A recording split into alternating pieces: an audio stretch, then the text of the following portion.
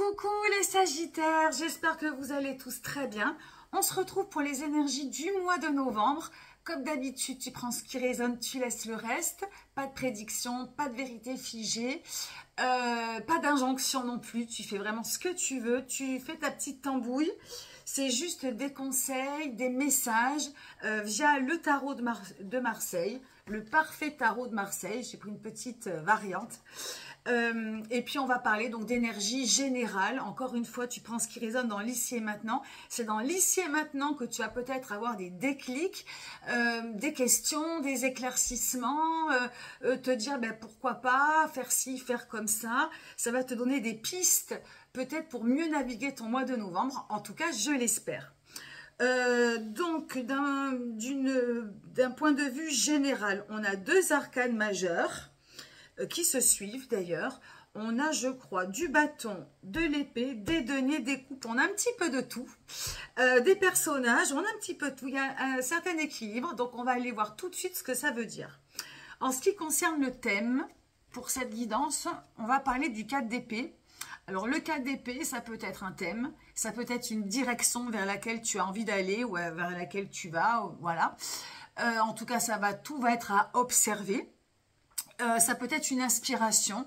Est-ce que actuellement tu te sens dans cette énergie ou est-ce que tu aimerais être dans cette énergie? Je vais essayer d'ouvrir au plus toute la possibilité que représentent les cartes pour que tu puisses faire ta petite histoire. 4 d'épée, c'est quoi? L'épée, c'est le mental, c'est notre manière de penser, notre manière de communiquer, c'est notre intellect face aux événements, aux choses, face à soi-même. Le 4, c'est le minimum maximum, ce sont des bases. Donc on va appeler, dans le cas d'épée, on va parler de rationalité. On aime à penser des choses carrées, des choses simples qui nous stabilisent, qui nous sécurisent. On est dans une espèce de confort de pensée. Et puis voilà, on est dans quelque chose de très rationnel, de très carré, de très logique. Et ça peut être, donc pour moi, voilà, c'est vraiment ce que je vais appeler le minimum maximum. Voilà, ce 4 d'épée, ça peut être aussi un petit peu le serpent qui se mord la queue. On peut ne pas arriver à trouver de solution et tourner en rond autour du même problème, autour des mêmes choses, autour des mêmes sujets. Donc, alors, est-ce que c'est une énergie dont tu as besoin parce que justement, tu manques actuellement de rationalité, hein, le Sagittaire a toujours envie de plus grand, vise toujours plus haut et il y a vraiment quelque chose qui l'emmène toujours ailleurs. Donc, est-ce qu'il y a ce besoin de retomber un petit peu sur ses pas, d'être un petit peu plus, on va dire, sur terre, les deux pieds sur terre, ou est-ce qu'au contraire, il y a besoin de sortir d'un espèce de cercle vicieux, de penser toujours un peu le même mécanisme et on a envie de sortir de cette spirale. Donc, à toi de voir déjà par rapport à ça, si ça te parle, si tu as un besoin, un manque, un désir, une envie de te diriger vers là. On va laisser cette énergie et on la reprendra peut-être en fonction de ce que les cartes nous réservent.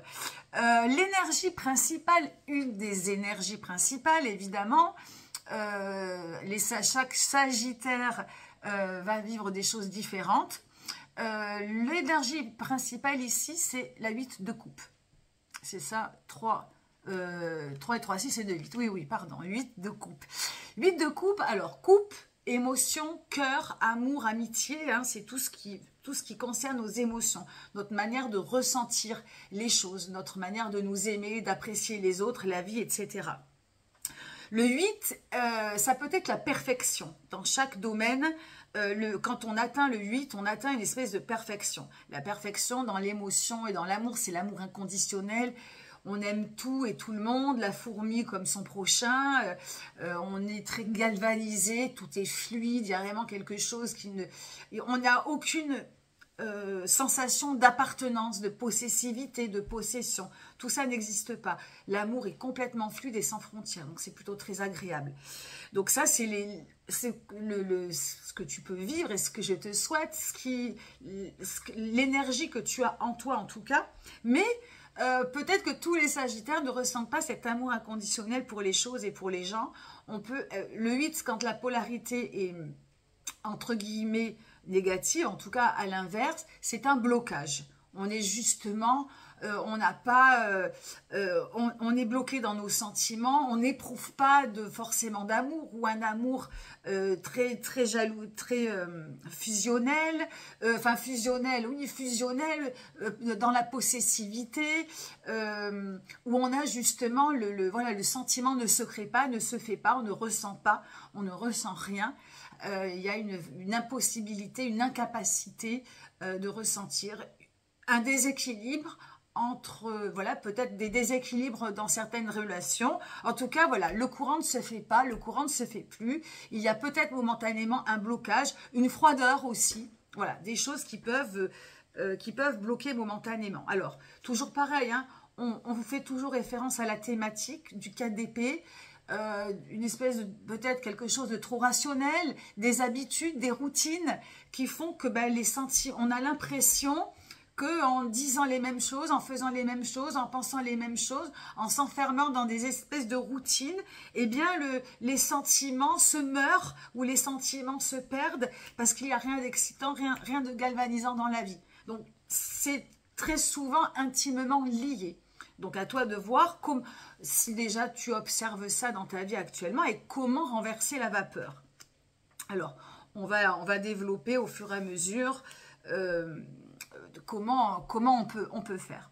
Sur le côté sentimental, alors ça marche, le côté sentimental, affectif marche pour n'importe quelle de tes relations, pas forcément, je ne m'adresse pas au couple, il y a des personnes qui sont seules, donc entourage amical, collègue, familial, petit copain, petite copine, mari-femme, tu fais ta petite tambouille comme je t'ai dit tout à l'heure. Et si tu es seul, ça marche aussi. D'abord, on ne peut pas aimer l'autre sans s'aimer soi. En tout cas, voilà, c'est un petit peu la recette. Donc, on commence toujours par soi et après on transfère en cas sur l'autre, si possible. Ici, le roi de bâton, c'est quoi, c'est qui? Le roi de bâton, ça peut être ou soit toi qui as envie d'incarner ce roi de bâton. Le roi de bâton, c'est quelqu'un qui est bien dans sa peau, bien dans son corps, qui a confiance en lui, qui a une certaine, un peu charnelle, sensuelle, sécurisant. Le roi est sécurisant, il est stable et il amène un certain confort, une certaine vitalité et un certain ancrage. Donc c'est soit tu as besoin de cette énergie parce que dans tes relations, ça bat un petit peu de l'aile. Le bâton, c'est une énergie aussi sexuelle. Alors, quand je parle de sexualité, je parle d'énergie. Je ne te parle pas de sexe à proprement parler. C'est vraiment comment on se bouge, comment on se...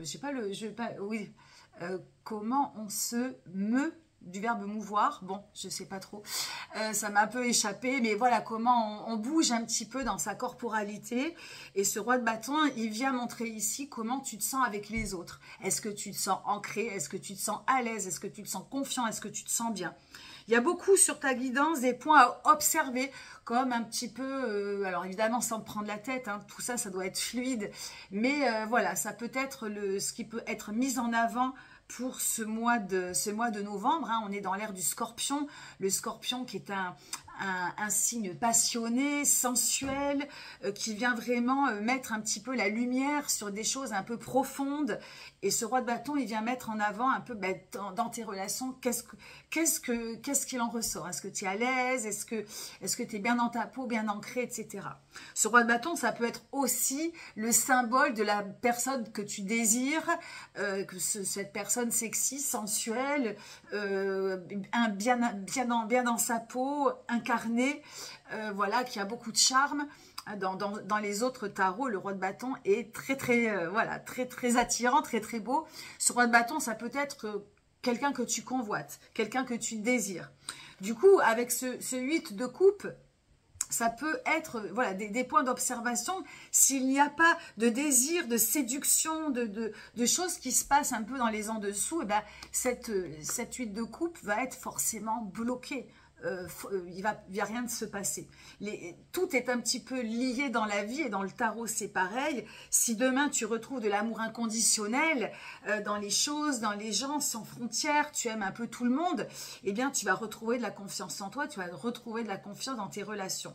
Je pense qu'en fait ça va venir aussi des gens que tu fréquentes, comment toi tu es avec ces personnes-là. Et je pense qu'il y a un beau parallèle à faire. Alors, je ne vais pas pouvoir rester en profondeur sur ces cartes, mais ce sont en tout cas des points à observer et voir à peu près, et toi-même, tu vas ressentir, voilà, qu'est-ce qu'il en est de tout ça. En tout cas, il y a peut-être à travailler vraiment ce côté d'être en confiance avec soi, avec les autres, d'être bien dans sa peau, avec toi-même et avec les autres. Enfin, dans les autres, évidemment, tu associes les personnes que tu veux. Côté taf, activité ou projet, si tu n'as pas de travail, ça marche aussi, c'est la maison Dieu. Alors, la maison Dieu, c'est le côté un peu événementiel. Voilà, il peut se passer des événements, des changements qui bousculent ton travail de manière positive ou négative. La maison Dieu, c'est une explosion, ça peut être une libération, quelque chose qui va te libérer alors de tes émotions, qui va te libérer tout court, un poids. Alors, cette maison Dieu sur le travail, activité et projet, ça peut vouloir dire beaucoup de choses.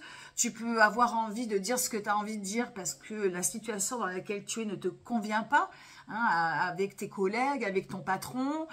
Tu peux aussi décider de tout arrêter. Bon, évidemment, on est dans une conjonction actuellement qui est difficile, donc je ne te conseillerais rien à ce niveau-là, mais il y a des choses qui ont besoin ou qui ont envie d'être évidemment peut-être bougées au niveau du travail, de l'activité. Alors peut-être des choses aussi, des eureka de vie, des eureka d'idées, des envies de déménagement, des envies de voyage, des envies de mutation, des envies de monter une société, des envies de changer de travail, de prendre un complément de travail, de changer d'activité, de faire une reconversion, etc., etc. Sache que la maison 2, c'est de l'événementiel. C'est aussi quelque chose qui est dans ton corps, qui a besoin d'être libéré. Hein. Tu vois, les deux personnages, il y en a deux, ils sortent de cette tour qui représente le corps. Hein. Et là, c'est comme si c'était un événement extérieur qui venait te rendre compte de ce qui ne peut plus marcher ou de ce que tu as besoin de sortir. Hein, donc ça peut être des émotions, même des choses joyeuses, hein, c'est pas forcément négatif, ça peut être ou quelque chose que tu ne supportes plus, qui a besoin d'être évacué, mais ça peut être aussi de la libération, une bonne nouvelle, une envie d'exploser ta joie, etc. Donc voilà, là on a de toute façon comme une rupture, mais comme des bonnes nouvelles, il y a tout un tas de choses au niveau taf, activité, projet qui peuvent arriver ce mois de novembre. Donc je laisse ça infuser.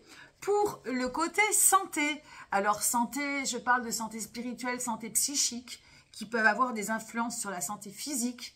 Hein, si on a un bon mental, si on a une bonne manière comment dirais-je, de prendre la vie, eh bien forcément, plus on est positif, plus on met des chances de son côté pour avoir une bonne santé. C'est la reine de denier. Déjà, c'est une reine, elle est incarnée. La reine de denier, elle est un peu obstinée, elle sait ce qu'elle veut. Elle prend les choses en main. Alors ça, c'est pareil, c'est un point à observer. Où tu es dans ce cas de figure où tu sais ce dont tu as besoin pour aller bien et voilà, c'est ton leitmotiv de prendre ta santé en main ou c'est ce qu'il te manque actuellement dans ta vie. C'est-à-dire que on met la santé sous le tapis, on met le psychisme sous le tapis, on met tout sous le tapis et puis vogue la galère, advienne que pourra, on avance comme ça. Tôt ou tard, ça finit par craquer, hein, ça peut finir par craquer dans le travail. N'oublions pas que là, on est dans quelque chose qui peut être ou trop rationnel, ou trop ennuyeux, qui a besoin qui est peut-être dans quelque chose un petit peu de monotone. Et cette reine de denier, elle peut se lever et se dire, bon voilà, j'ai envie de changer, j'ai envie d'évoluer, je prends aujourd'hui ma santé en main. Hein, donc là, c'est pareil. Donc il y a, je pense, dans cette reine de denier, quelque chose, tu vois comment elle tient son denier. Hein, les deniers, c'est son corps, c'est sa santé, c'est son travail, ce sont ses relations, c'est tout ce qui est tangible dans la matière. Et là, positionner sur la santé, c'est de regarder en face ce qui va pas, ce qui va et ce qui va pas, et d'y faire face, et donc de faire des choses peut-être, de changer aussi de sa zone de confort, et de peut-être faire des choses qu'on n'a pas l'habitude de faire, mais qu'on sait que ça va nous faire du bien derrière. Donc, assez intéressant, cette reine de denier. On a quand même un roi de bâton sur le côté cœur, hein, ce roi de bâton que tu as peut-être envie d'incarner, qui demande à reprendre, voilà, ça, une espèce de corporalité, hein, sans parler de sexualité, mais de corporalité en main, de confiance en soi, de cette belle vitalité dont on a besoin pour être bien avec ses émotions et avec les autres. Et puis, cette reine de denier plus fragile qui décide aujourd'hui de prendre aussi sa santé en main et de peut-être changer de sa zone, de sortir, pardon, de sa zone de confort. Au centre, on a peut-être quelque chose aussi qui a besoin d'être bouché, qui a besoin d'évoluer, qui a besoin de s'exprimer. Donc, c'est une, comment dirais-je, une lecture sur ton mois de novembre qui est régie par l'ère du Scorpion, hein, donc par beaucoup de transformations.